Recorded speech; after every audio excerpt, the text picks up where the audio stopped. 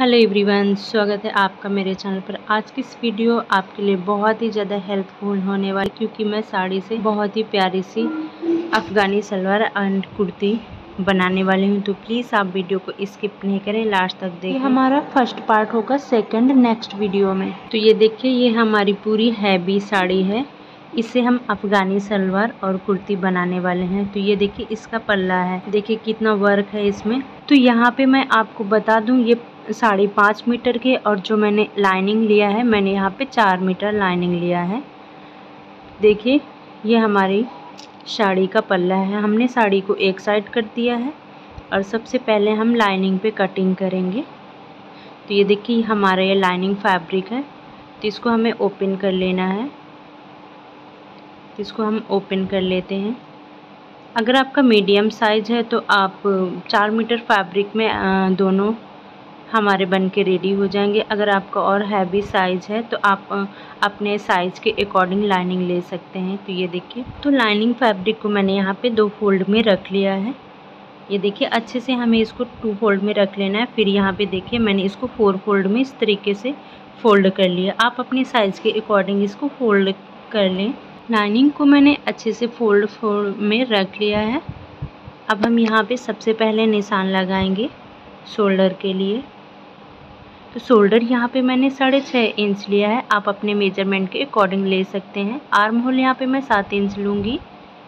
यहाँ पे सीधा लाइन ड्रॉ कर लेंगे 7 इंच, और फिर इस लाइन को हम यहाँ पे सीधा कर लेंगे।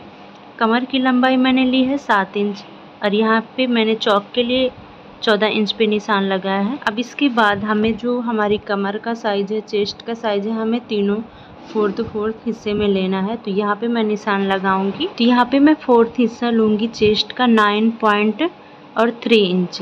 अगर आपको 4th हिस्सा करना नहीं आता तो इस तरीके से हम इंची टेप को गोल करेंगे, जितना हमारा पूरा साइज होगा, फिर उसका दूसरा भाग, फिर तीसरा, फिर चौथा। इस तरीके से यहाँ पे मैं अपने कमर पे निशान लगाऊंगी 8.2 इंच, और यहाँ पे मैं 10 इंच पे निशान लगाऊंगी।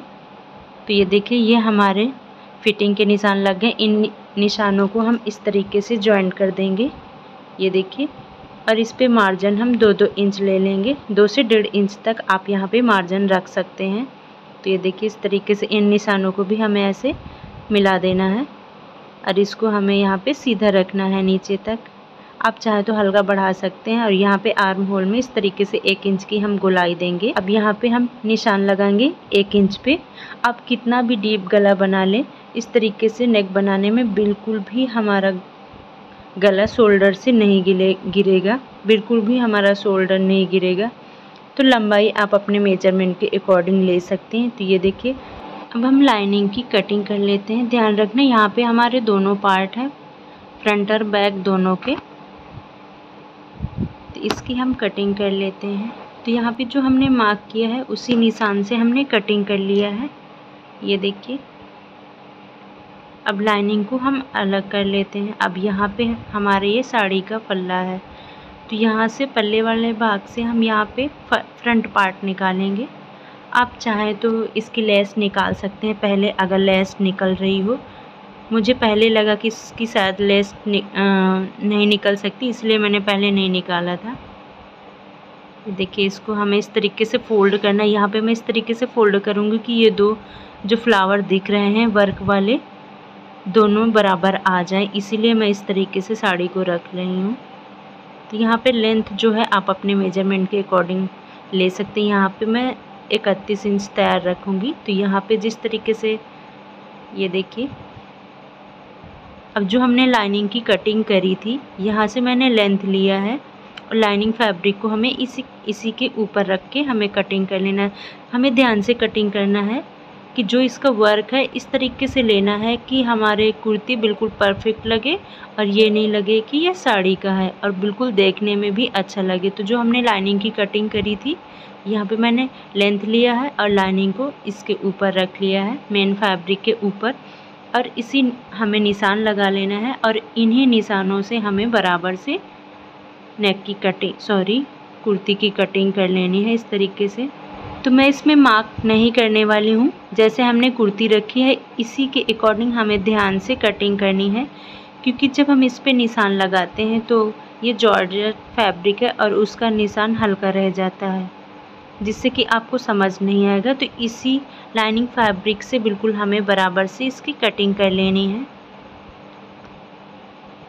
यहाँ पे बहुत ही ज़्यादा इसमें स्टोन लगे हुए हैं, तो थोड़ा कटिंग करने में भी हमारी कैंची में स्टोन आ जा रहे हैं, जिसे कटिंग करने में थोड़ा सा इसी तरीके से ध्यान से हमें वर्क के अनुसार देखते हुए हमें बैक वाले पार्ट की भी लाइनिंग फैब्रिक रख करके कटिंग कर लेनी है। तो चलिए अब हम इसकी स्टिचिंग करते हैं, और इसकी बाजू की वीडियो मैं पहले ही शेयर कर चुकी हूँ। तो ये देखिए हमारा ये फ्रंट वाला पार्ट है। अगर आपने जो हमने स्लीव की डिज़ाइन की वीडियो आपने नहीं देखी है तो इसका लिंक आपको डिस्क्रिप्शन बॉक्स में मिल जाएगा। यहाँ पे 2 पार्ट है। एक बात का ध्यान रखना, जो आर्म होल में हम गोलाई देते हैं उसकी गोलाई आपको 1/2 इंच गोलाई देना है।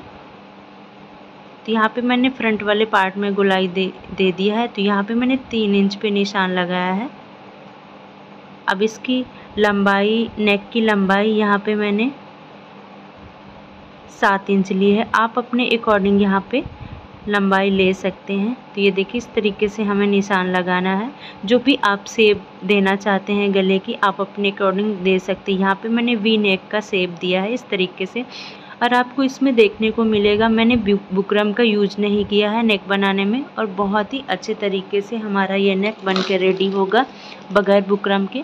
तो मेन फैब्रिक पे ही हमें इस तरीके से नेक की कटिंग करनी है। एक बात का ध्यान रखना, मेन फैब्रिक पे ही कटिंग करनी है।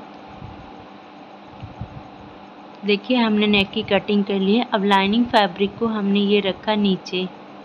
ये देखिए इस तरीके से लाइनिंग फैब्रिक को रखना है। और ये हमारा फ्रंट का पार्ट है। तो इस तरीके से जिसमें वर्क है उसको हमें नीचे की साइड किया हुआ है, और हमें रॉन्ग साइड पे यहाँ पे स्टिच लगाना है। जो वर्क वाला हिस्सा है वो हमारा बीच में है। अब यहाँ पे हम पिन से सेट कर लेंगे ताकि हमारा फैब्रिक इधर उधर नहीं हो। तो ये देखिए मैंने यहाँ पे पिन लगा लिया है, और ऊपर किनारी से हमें स्टिच करना है। जो स्टोन हमारे सिलाई के पास में आएंगे वो स्टोन को हमें निकाल देना है ताकि हमारी सुई नहीं टूटे। और ध्यान से स्टिच करते हुए हमें, जैसे हमने नेक की शेप दी है, नेक की कटिंग करी है, उसी शेप के अकॉर्डिंग यहाँ पे हमें मशीन चलाना है। इस पे स्टोन है जो आसपास आ जा रहे हैं, और जिससे कि हमारी बकिया आगे नहीं बढ़ रही है, तो हमें उसको थोड़ा सा खींचना पड़ता है। ये देखिए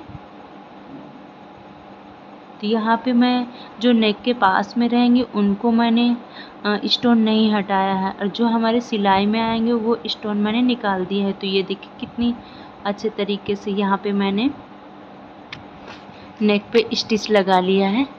ये देखिए धागे की हमें कटिंग कर लेनी है। तो यहाँ पे मैं फ्रंट पार्ट की वीडियो डालूंगी, सेकंड पार्ट मैं दूसरी वीडियो में शेयर करूंगी। तो यहाँ पे मैंने नेक की कटिंग कर ली है लाइनिंग फैब्रिक की, और इस तरीके से सिलाई को बचाते हुए हमें यहाँ पे छोटे छोटे से कट लगाने हैं, ताकि जब हम इसको सीधा करें तो हमारी सिलाई मुड़ी हुई नहीं दिखे और नेक में अच्छी सी फिनिशिंग आए। अब हम इसको सीधा कर लेते हैं। तो ये देखिए मैंने नेक को सीधा कर लिया है। चाहे तो आप इसमें ऊपर एक स्टिच लगा सकते हैं, या प्रेस से आप इसको अच्छे से सेट कर सकते हैं। यहाँ पे मैं एक टॉप स्टिच लगा रही हूँ नेक पे, ताकि जो हमने सिलाई लगाई है ये बिल्कुल सिलाई अच्छे से सेट हो जाए। तो ध्यान से हमें स्टिच लगानी है। जो भी स्टोन इसके सिलाई के बीच में वो स्टोन हमें हटा देना है। ये देखिए आप चाहें तो इसमें प्रेस कर सकते हैं, या सिलाई को आप ऐसे ही लगे रहने दें, उसमें कोई दिक्कत नहीं है, और नेक भी हमारा अच्छे से सेट रहेगा।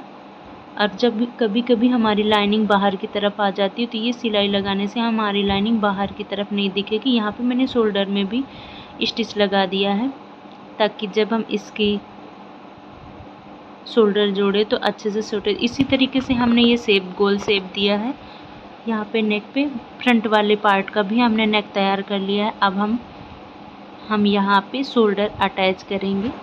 तो जो हमारा बैक का पार्ट है हमें उसको ऐसे ही लेना जैसे हमने सिलाई लगाई है। तो ये देखिए ये हमारा ऊपर की तरफ ये लाइनिंग है, और मेन फैब्रिक हमारा नीचे है, और जो फ्रंट वाला पार्ट है उसको हमने बीच में रखा हुआ है इस तरीके से।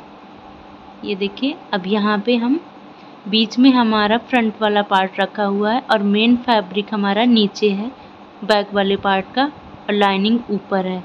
इसी तरीके से हमें दूसरा शोल्डर भी अटैच कर लेना है और जो हमारा मार्जिन वाला हिस्सा है वो हमारा बाहर की तरफ नहीं दिखेगा। तो ये देखिए मैंने शोल्डर अटैच कर लिया है, ये आप देख सकते हैं। ये देखिए इस तरीके से हमने दोनों शोल्डर को अटैच कर लिया है। धागे की इस तरीके से हम कटिंग कर लेंगे। ये देखिए अब यहाँ पे ये हमारी स्लीव है, तो स्लीव की वीडियो मैं आपको पहले ही शेयर कर चुकी हूँ। अगर आपने नहीं देखी है तो इसका लिंक आपको डिस्क्रिप्शन बॉक्स में मिल जाएगा, कटिंग एंड स्टिचिंग का। तो यहाँ पे अब हम स्लीव को अपनी कुर्ती में ज्वाइन करेंगे। तो ये देखिए यहाँ पे हमने एक कट लगा दिया है सेंटर पे। जो हमारा डाउन किया हुआ है वो हमें फ्रंट की तरफ ही स्लीव को अटैच करना है। स्लीव में भी हमने यहाँ पे डाउन किया हुआ है और कुर्ती में भी डाउन किया हुआ है, जब आर्म होल में। तो इस तरीके से हमें बराबर से करना है। आप चाहें तो इसमें बीच से भी स्टिच लगा सकते हैं स्लीव को जोड़ते हुए। तो यहाँ पे मैं बीच से स्टिच लगाऊंगी। जहाँ पे हमारा शोल्डर है वहाँ से स्टिच लगाना हम स्टार्ट करेंगे सेंटर से। मैंने सेंटर पे कट लगाया था स्लीव में। तो यहाँ पे मैंने अम्ब्रेला स्लीव बनाई है। इसकी कटिंग की वीडियो आप ज़रूर देखें। 1/2 इंच का मार्जिन लेते हुए हमें स्लीव को अटैच कर लेना है। ये देखिए इस तरीके से हमें यहाँ पे स्लीव को अटैच करते जाना है एक साइड की। ऐसे करके हमें गोल करते जाना है और दोनों पार्ट को, कुर्ती और स्लीव को हमें बराबर मिलाते हुए स्टिच करना है ध्यान से इस तरीके से। अगर आप फिटिंग के पहले स्लीव लगाते हैं तो बहुत ही आसानी से स्लीव हमारी रेडी हो जाती है, स्लीव हमारी बन जाती है। अगर फिटिंग के बाद लगाते हैं तो कभी कभी जो स्लीव की फिटिंग की आर्म होल होता है बड़ा छोटा हो सकता है। तो इस तरीके से जो बिगनर से लगाने में बहुत ही आसान तरीके से हमारी स्लीव अटैच हो जाती हैं। और कभी आपकी कुर्ती लूज या टाइट करना हो तो इस तरीके से स्लीव लगाने में आपको पूरा स्लीव को अलग करने की ज़रूरत नहीं है। अगर इस तरीके से स्लीव जोड़ेंगे आप तो पूरी फिटिंग खोलने की ज़रूरत नहीं पड़ती है। कभी अगर हमें लूज या टाइट करना हो तो आराम से ध्यान से, जो हमारे स्टोन है वर्क वाला हिस्सा है, यहाँ पे स्टोन को हम किनारे से हटा देंगे और इस तरीके से ध्यान से स्टिच लगाते हुए इसको हम ज्वाइन कर लेंगे। तो ये देखिए इस तरीके से स्लीव को हमने अपनी कुर्ती में अटैच कर लिया है। अब इसी तरीके से हमें दूसरी स्लीव को भी अपनी कुर्ती में अटैच कर लेना है। तो ये देखिए मैंने दोनों स्लीव को अटैच कर लिया है। अब हम फिर से एक बार यहाँ पे अच्छे से निशान लगा लेंगे फिटिंग की और फिर हम यहाँ पे स्टिच लगाएंगे। तो जितनी आपको मोहरी ओपन रखनी है आप अपने अकॉर्डिंग यहाँ पे रख सकते हैं। आपको जैसी स्लीव पसंद हो आप उसके अकॉर्डिंग भी यहाँ पे ले सकते हैं। ज़रूरी नहीं आप यही स्लीव बनाएं, आपको जो पसंद हो उसके अकॉर्डिंग लग सकते हैं, बना सकते हैं। तो यहाँ पे मैं 1 इंच का मार्जिन लेते हुए, मैंने आपको दिख रहा होगा यहाँ पे मैंने हल्का हल्का सा निशान, उसी निशान के ऊपर हमें यहाँ पे स्टिच लगाते हुए हमें इसको कंप्लीट कर लेना है। ये देखिए इस तरीके से। तो देखना आप बहुत ही प्यारी इसकी हमारी कुर्ती बन के रेडी होगी। तो इस तरीके से दोनों सिलाई आर्म होल की हमें मिलाते हुए स्टिच करना है और एक जो हमारा मार्जिन वाला हिस्सा है उसको हम बाहर की तरफ करेंगे और इस पे स्टोन लगे हुए, इसीलिए हमें थोड़ा सा आराम आराम से यहाँ पे मशीन चलाना होगा। जो हमारे सिलाई पे स्टोन आ रहे हों तो उनको हमें पहले ही हटा देना है। तो ये देखिए यहाँ पर इस तरीके से मैंने फिटिंग तक एक सिलाई को हम यहाँ तक कंप्लीट कर लेंगे। अगर आप इस पे 2 स्टिच लगाना चाहते हैं तो 2 लगा सकते हैं, बट मैं यहाँ पे एक ही लगाने वाली हूँ। और यहाँ पे हमें इस तरीके से ऊपर की तरफ यहाँ पे 3 से 4 इंच तक हमें दूसरी सिलाई भी लगा लेना है। ये देखिए इस तरीके से यहाँ पे मैंने दूसरी सिलाई लगा ली है। अगर आप डबल करना चाहते हैं पूरी तो डबल कर सकते हैं, बट मैं यहाँ पे एक ही लगाऊंगी। अब यहाँ पे हमें दूसरी साइड की भी फिटिंग की स्टिच लगा लेना है। ध्यान रखना जब हम किनारी स्टिच करेंगे तो यहाँ पे हमें इसको अच्छे से लॉक कर लेना है, पक्का कर लेना है इस तरीके से। देखिए अब इसी तरीके से हमें इस साइड की भी स्टिच लगा करके हमें इसको कंप्लीट कर लेना है। ध्यान से स्टिच लगाना है क्योंकि इसमें ये जो स्टोन लगे हुए हैं इससे हमारी सुई टूट सकती है, तो बिल्कुल आराम आराम से या हमारे सिलाई के पास जो भी स्टोन आ रहे हों उनको हमें हटा करके अलग कर देना है। ये देखिए जो हमारे आर्म होल पे ये मार्जिन वाला हिस्सा है जहाँ पे हमने स्लीव को ज्वाइंट किया है वो हमें स्लीव की तरफ करना है। ये देखिए इस तरीके से ध्यान से स्टिच लगाना है। अब देखिए हमारी स्लीव बिल्कुल बराबर आ रही है। फ्रंट वाले पार्ट में ही हमें गोलाई देनी होती है, आर्म होल डाउन करना होता है स्लीव और कुर्ती में दोनों में। तो इसको भी हम लगा करके कंप्लीट कर लेंगे। तो देखिए मैंने यहाँ पे फिटिंग की स्टिच लगा ली है। अब यहाँ पे हम चौक फोल्ड करेंगे और बाद में मैं इस पर तुरपाई करूँगी। तो यहाँ पे लाइनिंग और मेन फैब्रिक को हमें बराबर से लेना है और जितनी हमने जहाँ पे फिटिंग लगाई है उसी फिटिंग के अकॉर्डिंग हमें चौक फोल्ड करना है इस तरीके से। देखिए तो जो हमारी जहाँ पे हमारी लेस लगी हुई है उस लेस के ऊपर हमारी सिलाई नहीं चलेगी। तो यहाँ पे सिलाई मैं लेस के आगे चलाऊँगी क्योंकि इस तरीके से फोल्ड करने में जब हम इस पर तुरपाई करते हैं, कच्चा करना है हमें यहाँ पे, तो बहुत ही इजी तरीके से यहाँ पे और बहुत ही जल्दी यहाँ पे तुरपाई हो जाती है। तो इसीलिए मैं यहाँ पे पहले मशीन से कच्चा कर लूँगी। ध्यान रखना हमें इस पे बखिया बड़ी कर लेना है। ये देखिए इस तरीके से अंदर की साइड में फोल्ड करते हुए जहाँ से हमने फिटिंग लगाई है उसी के बराबर से फोल्ड करते हुए हमें नीचे से हमें फोल्ड करना है। एक चीज़ का ध्यान रखना, अगर हम ऊपर चौक की तरफ से फोल्ड करेंगे तो जब हम नीचे तक जाएंगे कुर्ती के बॉटम पर तो हमारा फैब्रिक छोटा बड़ा हो जाता है कभी कभी। तो ये देखिए मैंने चौक को फोल्ड कर दिया है। अब ये हमारा बैक का पार्ट है। तो एक मैंने यहाँ पे बाद में लेस को हटा दिया था, कटिंग करने से पहले मैंने यहाँ पे लेस को हटा दिया था। अब मैं यहाँ पे लेस को ज्वाइन करूँगी। ध्यान से हमें यहाँ पे धीरे धीरे से इस लेस को ज्वाइन कर लेना है। ऐसे ही हमारे फ्रंट पार्ट में भी बॉटम में लेस हमारी ज्वाइंट है तो बैक वाले पार्ट में भी हम लेस को अटैच कर लेंगे। इसी तरीके से हमें चारों पार्ट को फोल्ड कर लेना है। जो हमारे चौक वाले चारों 3 पार्ट बचे हुए हैं उनको हमें फोल्ड करके कुर्ती को कंप्लीट कर लेना है। तो देखिए नीचे साइड मैंने स्टिच लगा दिया। अब इस तरीके से यहाँ पे हम ऊपर की साइड में लेस को ऊपर स्टिच लगा देंगे इस तरीके से। जैसे हमने चौक एक फोल्ड करके बताई है इसी तरीके से हमें तीनों चौक को फोल्ड कर लेना है।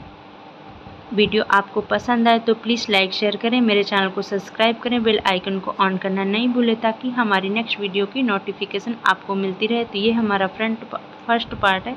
सेकंड पार्ट आपको मैं नेक्स्ट वीडियो में शेयर करूँगी। तो प्लीज़ वीडियो को लाइक शेयर ज़रूर करें। Thank you, thanks for watching, bye bye.